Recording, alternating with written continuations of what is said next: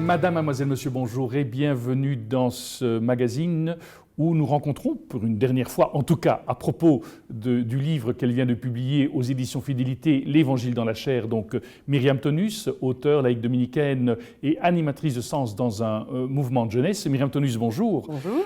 Nous avons pris le temps de décortiquer un petit peu votre livre et j'espère qu'ils nous auront donné le goût à nos téléspectateurs et téléspectatrices de le lire. J'avais envie de vous demander, ok, cette parole, vous avez pu parler, vous avez témoigné de comment elle vous avait nourri dans votre vie, etc. Mais il ne faudrait pas que cette parole s'éteigne. Et voilà. Et donc, comment donner le goût de cette parole aux générations futures ? Non seulement aux générations futures, mais je dirais aux êtres humains en général, parce qu'il y a même aussi des personnes, les parents de ces jeunes-là, je ne suis pas sûre qu'ils soient plus touchés. Alors je dirais d'emblée, moi la question de ce qu'on appelle la transmission, les pannes de transmission, ça ne m'intéresse guère. Et je vais vous dire pourquoi, c'est que je crois profondément à la vitalité de cette parole dans l'histoire. Parce que tout de même, quand on regarde 2000 ans de christianisme, et je pose la question à la fin de mon livre, est-ce qu'il était plus facile d'être croyant et de vivre de cette parole lorsque vous aviez 3 papes ? Est-ce que c'était plus facile lorsque vous étiez espagnol, très croyant, et puis qu'on vous embarquait sur un navire et que là, vous deviez aller passer au fil de l'épée des gens que vous ne connaissiez ni d'Ève ni d'Adam, dont on vous disait que c'était des sauvages. Autrement dit, je pense que quand vous voyiez qu'on élevait des bûchers sur lesquels on faisait brûler de pauvres femmes et de pauvres hommes, je pense que la parole aurait eu 1001 fois l'occasion de disparaître, parce qu'elle a été très très mal en point. Et finalement, ce qui l'a sauvée, ce sont des hommes et des femmes. Alors, de grandes figures, bien sûr, je me dis, mais c'est clair que quelqu'un comme Dominique, comme François d'Assise, ou plus récemment, comme l'abbé Pierre, etc. Autrement dit, vous savez, qu'est-ce qui fait que nous sommes croyants ? Je me suis un jour posé la question, parce qu'on me l'avait posée. Est-ce que c'est le catéchisme ? Je vous avoue bien humblement que j'ai tout oublié de mon catéchisme. Est-ce que ce sont les cours de religion que j'ai eus, moi aussi pendant 12 ans ? J'avoue que je ne me souviens plus de rien. Mais vraiment, même pas des noms. Alors je me dis, mais qu'est-ce qui fait ? Ce sont des personnes. Ce sont des personnes.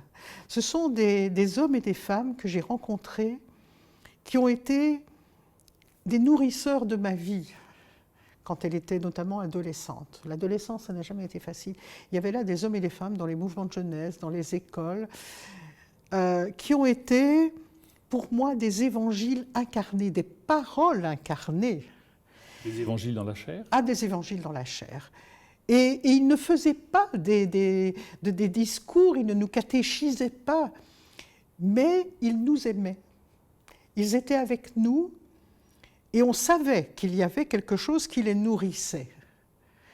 Le prêtre le père jésuite auquel je dédiais ce livre, qui est décédé il y a quelques semaines et que je connais donc depuis que j'avais 13 ans, j'ai fait des dizaines de camps avec lui. Et de temps en temps, il nous disait, écoutez les jeunes, là, cet après-midi, je ne suis pas avec vous parce que j'ai 7 jours de bréviaire en retard, il faut quand même que j'aille régler ça.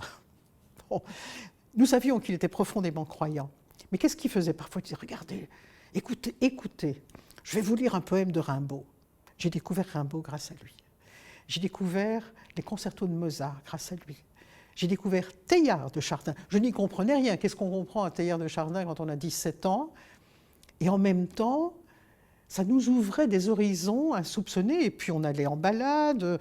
Et puis à certains moments, il s'arrêtait dans une clairière et disait « Allez les jeunes, si on s'asseyait ici, si on écoutait le silence, c'est beau hein, quand même. » La contemplation, je l'ai apprise. J'ai eu cette chance, cette grâce d'avoir rencontré des personnes qui ont été des initiateurs. Et je crois que la parole, si elle doit nous transformer, c'est en termes d'initiation. Autrement dit, comment est-ce que nous pouvons incarner une parole sans l'asséner aux autres ? Vous savez, au bout de 4 ans de présence au Patro, parce que je dirais, moi je suis présente, je les accompagne, ils m'ont fait un merveilleux cadeau de Noël, parce qu'on devait offrir des messages, et ils m'ont dit, tu nous inspires. Moi, je les inspire. Comment est-ce que je pourrais les inspirer ? Je ne sais pas. Ce n'est pas moi qui les inspire. Et je crois vraiment, là, je jubile, comme on dit dans la Bible, il y a des moments de jubilation, ce n'est pas tous les jours, quand je vois qu'ils en redemandent. Qu'ils disent, allez, tu nous fais encore une petite chronique. Je ne parle pas de Dieu, je ne parle pas de Jésus-Christ, je ne parle pas de l'Évangile, mais je parle, je pense, j'espère, je prie pour, christiquement. Pour être, dans ma chair solide, quelque chose qui est bon pour eux. Et donc, ils savent que je suis croyante. Je ne m'en suis jamais cachée. Il y a la Bible sur mon bureau. Mais je suis avec eux. Et je pense que j'essaye de faire, je me dis, mais ce qu'a fait la parole incarnée qui s'est révélée en Jésus. Et je me dis, la parole, elle aura, elle passera. Elle ne nous appartient pas, vous savez. On aime bien répéter dans le christianisme, l'Esprit souffle où il veut, mais tu ne sais ni d'où il vient, ni où il va. Mais si on prend ça au sérieux, nous n'avons aucune prise sur ça. Nous n'avons aucune prise. Et donc, c'est très déstabilisant. Et en même temps, c'est de dire, mais la parole est infiniment... la source, on ne l'épuise pas. Et ça, c'est vraiment une conviction que j'ai ancrée en ma chair aussi. Cette parole, maintenant, sous quelle forme, je ne sais pas.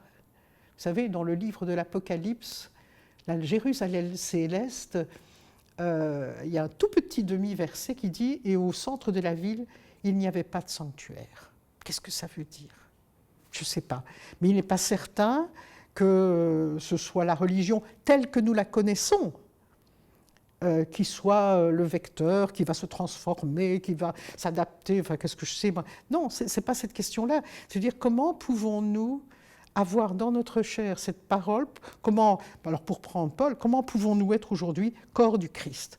Ce sont des mots qui sont charnels. Ce n'est pas comment est-ce que nous pouvons être l'exemple du Christ, le modèle du Christ, le souvenir du Christ. Comment pouvons-nous être corps du Christ aujourd'hui? Donc c'est de reprendre au sérieux, je pense que c'est un travail de toutes les communautés chrétiennes, mais je dis bien un travail. Ça ne va pas se faire comme ça. Il va falloir qu'on y réfléchisse, à la fois, il y a de l'étude et il y a à la fois cette métanoïa dans laquelle nous ne sommes pas encore suffisamment engagés.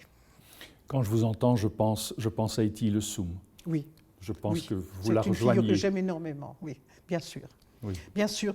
C'est que pouvons-nous faire pour toi, Dieu? La question n'est pas de savoir, et c'était la même chose chez Dietrich Bonhoeffer.